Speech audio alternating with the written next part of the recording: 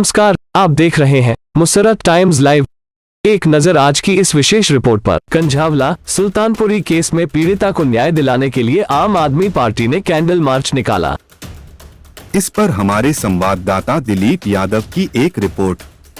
दिल्ली की बेटी को इंसाफ दिलाने के लिए बुधवार शाम जंतर मंतर पर आम आदमी पार्टी द्वारा कैंडल मार्च निकाला गया। मार्च में आप के प्रदेश संयोजक और दिल्ली सरकार के मंत्री गोपाल राय ने कहा कि हम केंद्र सरकार और एलजी से मांग करते हैं कि दोषियों को बचाने की जगह जल्द से जल्द कार्रवाई की जाए। गोपाल राय ने कहा, अगर लीपापोती की कोशिश की तो यह विरोध और तेज होगा। गृह मंत्री एलजी को समय निकालना पड़ेगा और कानून व्यवस्था को सुधारना होगा। उन्होंने एक सवाल के जवाब में कहा कि अंजलि की सहेली और पूरे मामले में निष्पक्ष जांच होनी चाहिए। वही आप विधायक नरेश वालिवान ने कहा कि अगर किसी और राज्य में ऐसी घटना होती है और आरोपी भाजपा नेता नहीं होता तो अभी तक उसके घर पर बुलडोजर चल गया होता, लेकिन यहाँ आरोपी भाजपा नेता से रसूख के कारण भाजपा शासित एलजी सोए हुए हैं। आखिर किसने रोका है अपराधियों को घर पर बुलडोजर चलाने से? बुलडोजर चलाकर घर तोड़ो। आप विधायक कुलदीप कुमार ने कहा कि नए साल पर जहां हजारों पुलिसकर्मी सड़क पर थे, उस दिन एक बच्ची को 40 किलोमीटर तक घसीटा गया। जब से एलजी साहब नए वाले आए हैं तब से क्राइम कैपिटल बन गई है दिल्ली। आज भाजपा अपराधियों की पार्टी बन गई है। आप विधायक ऋतुराज झा ने कहा कि ऐसी घटना घटी है वह निर्दलीय है और आरोपी में एक भाजपा नेता है, इसलिए लिपापोती की जा रही है। दफा 304 लगाई गई, जबकि एलजी कह रहे थे फांसी दिलाएंगे, लेकिन इस धारा में फांसी है ही नहीं। आप दर्जनों नेता देर शाम तक जंतर मंतर पर कैंडल मार्च में शामिल हुए। पार्टी नेता ने पूर्व सांसद महाबल मिश्रा से कहा कि यह बेहद भयानक और दर्दनाक मामला है। पीड़िता के लिए न्याय की मांग करता हूं और दोषियों को कड़ी से कड़ी सजा मिले ताकि भविष्य दोबारा ऐसी गलती न हो। दिल्ली से दिलीप यादव की रिपोर्ट।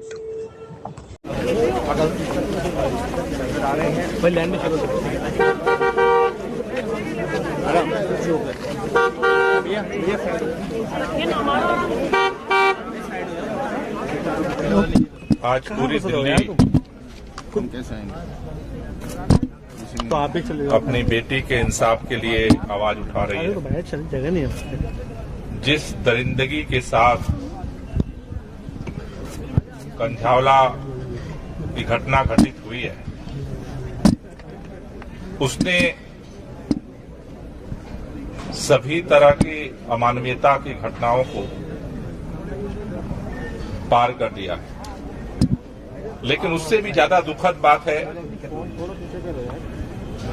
कि भारतीय जनता पार्टी इस घटना को लेकर के निष्पक्ष तौर पर कार्रवाई में सहयोग करने की जगह, चूंकि इस घटना में भारतीय जनता पार्टी के पदाधिकारी शामिल हैं, इसलिए वो एन केन प्रकारेण हर तरह से, चूंकि दिल्ली की पुलिस भारतीय जनता पार्टी की केंद्र सरकार और गृह मंत्री अमित शाह जी के अंडर में आती है, एलजी भारतीय जनता पार्टी के हैं और पूरी कोशिश की जा रही है कि किसी तरह से इस दरिंदगी से लोगों के ध्यान को भटकाया जाए। किसी तरह से कोशिश हो रही है कि एफआईआर की जो धाराएं हैं वो मजबूत ना हो पाए। अलग अलग तरह से कोशिश हो रही है। अभी उनके परिवार के लोगों ने आज सवाल उठाया है कि जिस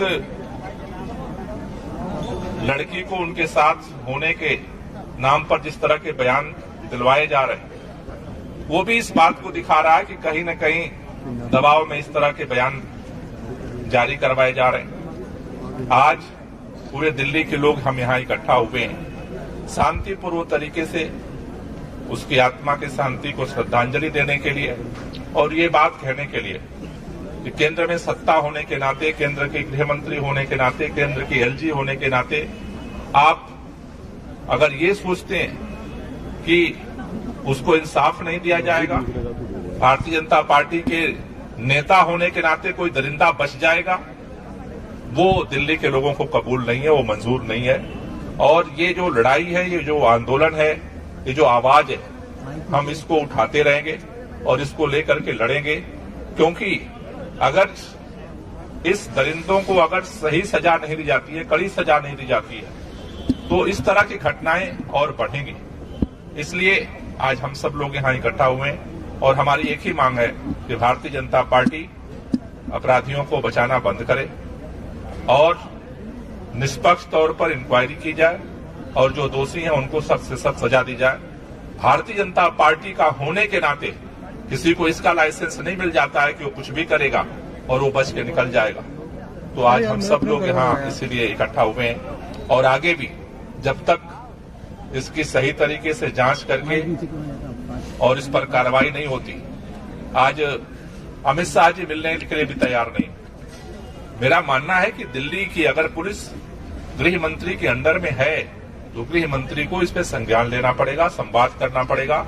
और ये घटनाएं लगातार बढ़ रही हैं दिल्ली के अंदर, लगातार एक पर एक घटना हो रही है और गृह मंत्री जी को इससे कोई मतलब नहीं है। पुलिस तो अंडर में चाहिए, लेकिन पुलिस सक्रिय रहे, लोगों को सुरक्षा दे, इसके लिए उनके पास समय नहीं। दिल्ली के एलजी के पास सब कुछ करने के लिए समय है, लेकिन दिल्ली की सुरक्षा सुनिश्चित करने के लिए समय नहीं है। तो ये आवाज जो पिछले 3 दिनों से लगातार लोगों के माध्यम से उठ रही है, मेरी गुजारिश है केंद्र सरकार से कि अगर आप इस पे लीपापोती करने की कोशिश करेंगे तो ये आंदोलन और बढ़ेगा आगे और इंसाफ की लड़ाई और तेज होगी।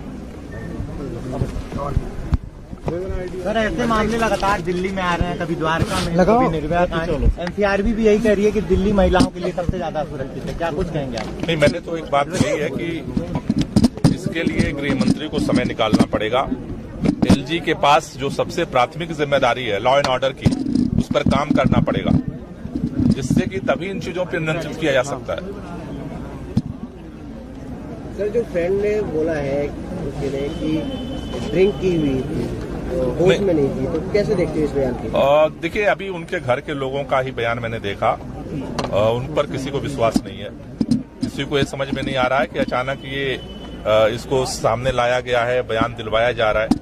मुझे लगता है कि इसकी निष्पक्ष जांच की जरूरत है, जिससे चीजें सामने आ पाए। ठीक है भाई, ये प्रोटेस्ट जो आप कर रहे हैं कैंडल मार्च, बताइए इसके बारे में क्या कर रहे हैं आप? ये बहुत दुखद है कि दिल्ली के अंदर नए साल के दिन, जिस दिन दिल्ली में एक सामान्य प्रोटोकॉल है कि आप किसी भी, दिल्ली पुलिस हमेशा 100-200 मीटर पे बैरिकेड लगाती है, लेकिन आप देखिए इतना दुर्भाग्यपूर्ण है कि दिल्ली में जिस नए साल था उस दिन एक बच्ची को लगभग, मुझे अभी रिपोर्ट मिली है, पहले तो मुझे 12 किलोमीटर का पता था, लेकिन अभी मुझे जो जानकारी मिली है वो 40 किलोमीटर तक दिल्ली की सड़कों पर उस बच्ची को रौंदा गया, उस बच्ची को घसीटने का काम किया गया और बच्ची को घसीट कर किस प्रकार से उसकी हत्या 5 लोगों ने करने का काम किया। ये बहुत दुर्भाग्यपूर्ण है, ये बहुत दुखद है। और इससे भी बड़ी दुखद बात यह है कि जब से दिल्ली के अंदर लेफ्टिनेंट गवर्नर विनय सक्सेना जी आए हैं, उनके राज में दिल्ली आज कैपिटल की राजधानी जो है वो क्राइम की कैपिटल बन गई है। आज दिल्ली के अंदर अपराध लगातार बढ़ते जा रहे हैं। मुझे कहते हुए बड़ा दुखद हो रहा है कि आज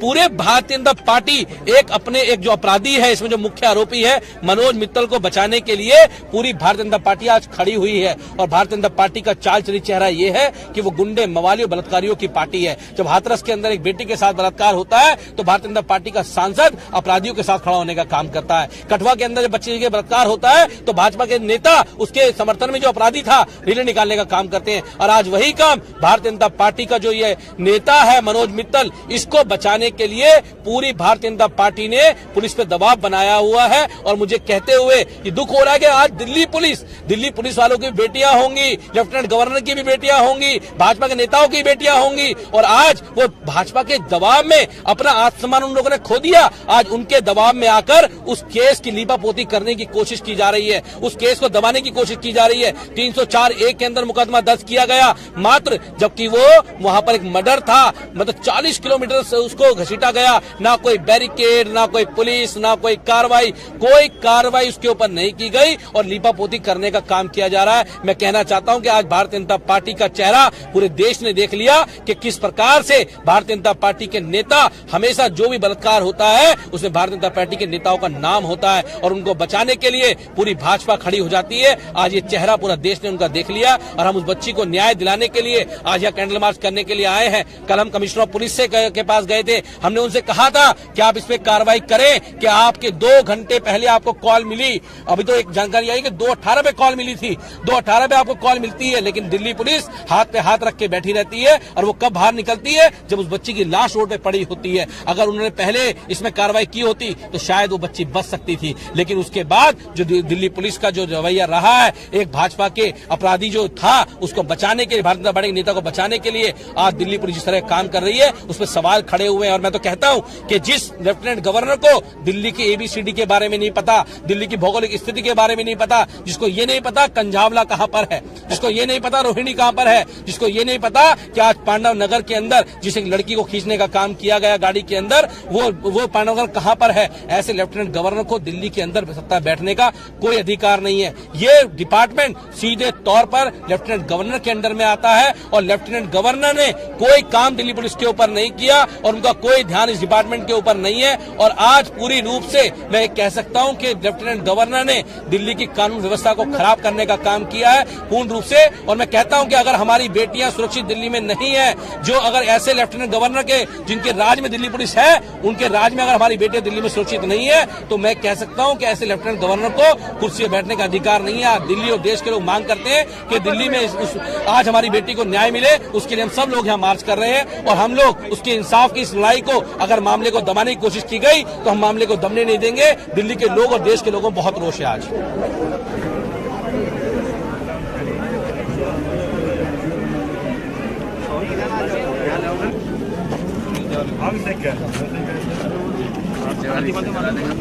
He's live from Jantar Mantar, where anger is right now sitting on march has been taken out today at International Capital Road at Jantar Mantar. Boundaries are about 14 kilometers and 47 minutes. Everybody here,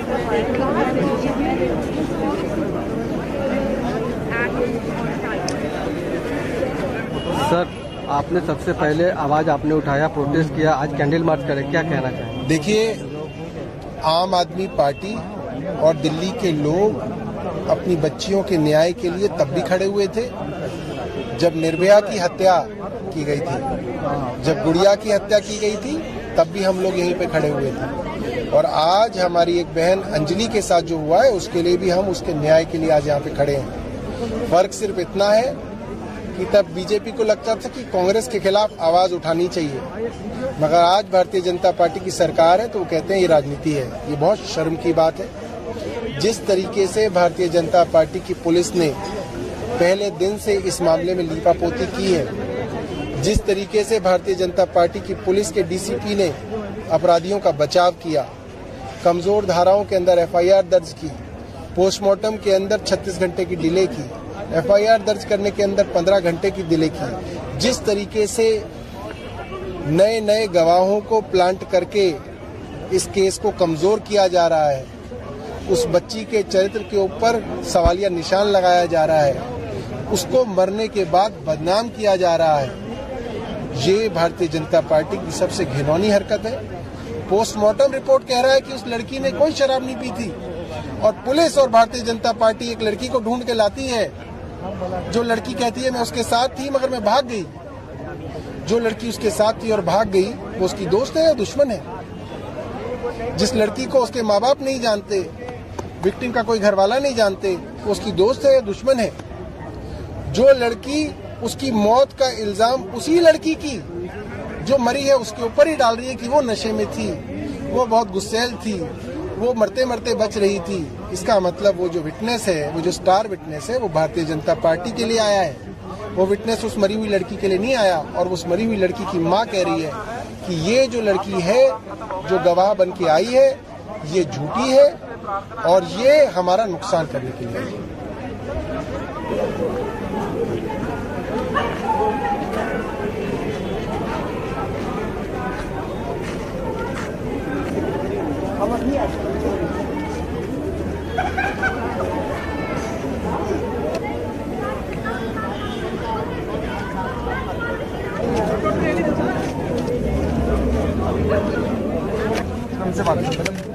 आप थोड़ा सा जगह देखिए।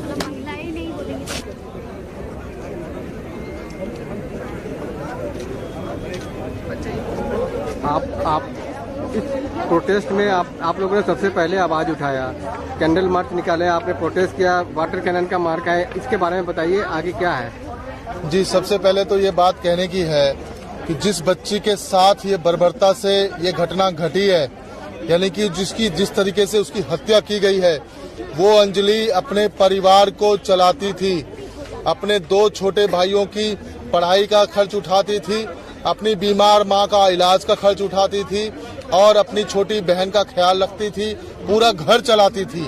उस बच्ची के साथ जिस बर्बरता के साथ में हत्या की गई, 12-12, 13-13 किलोमीटर तक गाड़ी में फंसा के उसको घसीटा गया, 6-6 थाने पड़ते हैं बीच में, कोई पुलिस ने मदद नहीं करी, किसी पीसीआर ने मदद नहीं करी।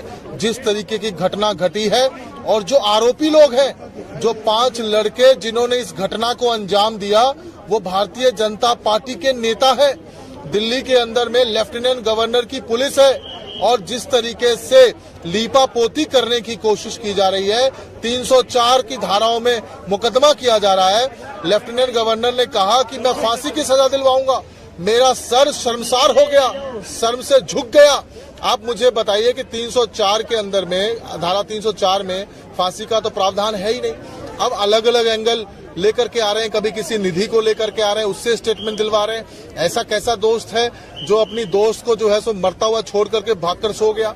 एक पूरे के पूरे केस के ऊपर में लीपापोती करने की कोशिश कर रहे हैं, भाजपा के नेताओं को बचाने का प्रयास कर रहे हैं और उस बच्ची की हत्या की गई, बर्बरतापूर्वक हत्या की गई, जो बच्ची अपनी बीमार मां का इलाज कराती है, घर चलाती थी, 2 छोटे भाइयों का पढ़ाई का खर्च उठाती थी, अपना पूरा परिवार चलाती थी। उसके पिताजी की 5 साल पहले मृत्यु हो गई, उनकी जो है सो हो गई। ऐसी बच्ची के साथ इस बर्बरतापूर्ण घटना घटती है और आज पूरी भाजपा उसको बचाने में लगी है। लेफ्टिनेंट गवर्नर उस आरोपी को बचाने में लगे हैं जो भारतीय जनता पार्टी का नेता है।